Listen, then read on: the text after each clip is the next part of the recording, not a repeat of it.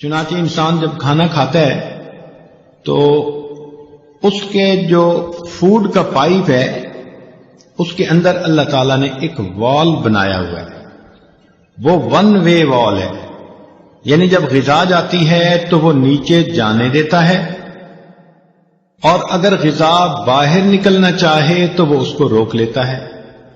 اس لیے ابھی ایک بندے نے کھانا کھایا اور ابھی وہ سر کے بل کھڑا ہو جائے تو اس کے منہ سے غذا واپس نہیں آتی، وہ وال اسے روک لیتا ہے۔ ہمیں احساس ہی نہیں کہ یہ اللہ تعالیٰ کی کتنی بڑی نعمت ہے۔ چنانچہ ہمارے ایک تعلق والے دوست ڈاکٹر ہیں نیو یارک میں، ایک مرتبہ ہمارے ہاں مہمان آئے تو ہم نے ان کے لیے بستر بچھایا۔ وہ کہنے لگے کہ حضرت میں تو لیٹ کر سونے کی نعمت سے محروم ہوں۔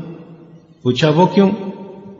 کہنے لگے کہ وہ جو کھانے کی نالی کے اندر ایک والو ہوتا ہے وہ میرا والو لیک ہو چکا ہے، چنانچہ اگر میں لیٹ جاؤں تو میرے پیٹ کا جتنا بھی کھانا ہوتا ہے وہ منہ کے راستے باہر آتا ہے، لہذا میں لیٹ نہیں سکتا، مجھے ساری رات بیٹھ کے سونا ہے۔ چنانچہ ہم نے دیکھا کہ ساری رات وہ بندہ بیٹھا اور ایسے بیٹھے بیٹھے اوٹ لگا کر سویا۔ اس دن ہمیں محسوس ہوا کہ اے اللہ، لیٹ کر سو جانا بھی آپ کی کتنی بڑی نعمت ہے۔ ایک نوجوان کا ایکسیڈنٹ ہوا، اس کے آنکھ کے اوپر جو کور ہے وہ کٹ گیا، چنانچہ ایک آنکھ بالکل ننگی جیسے مچھلی کی آنکھ ہوتی ہے، زخم تو مندمل ہو گیا۔ ڈاکٹر نے اسے کہا کہ اب آپ کو یہ آنکھ بار بار دھونی پڑے گی دن میں۔ کیوں؟ کہ ہوا کے اندر جو پولیوشن ہوتی ہے اس کی وجہ سے ڈسٹ کی ایک لیئر اس کے اوپر تھوڑی تھوڑی دیر بعد جمے گی تو آپ کو اسے دھونا پڑے گا۔ چنانچہ اس نے دھونا شروع کر دیا، ہر گھنٹے 2 گھنٹے کے بعد آنکھ میں پانی ڈالے۔ اب جب بار بار یہ عمل شروع کیا تو 1 مہینے کے بعد اس کے رخسار کا جو گوشت تھا وہ اتنا سینسٹیو ہو گیا کہ پانی کے لگنے سے درد ہوتی تھی۔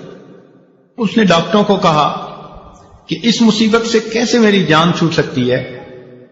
انہوں نے کہا کہ دیکھیں، اللہ تعالیٰ نے ایک نظام بنایا ہے کہ ہر انسان کی پلکوں کے نیچے ایک پانی کا سسٹم ہے، وہ آٹومیٹک تھوڑی تھوڑی دیر بعد پانی ریلیز کرتا ہے، اور انسان پلک چھپکتا ہے تو اس کی آنکھوں کی سکرین اس سے صاف ہوتی رہتی ہے۔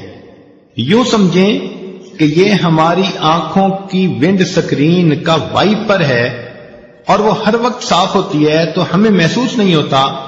اب سوچئے، جب اس نعمت سے کوئی بندہ محروم ہوا تب اس کو احساس ہوا کہ پلک چھپکنا بھی اللہ رب العزت کی کتنی بڑی نعمت ہے۔ تو جب ہم اتنے ہی محتاج ہیں تو ہمیں چاہیے کہ ہم اپنی ان نعمتوں کو اللہ تعالیٰ سے مانگیں۔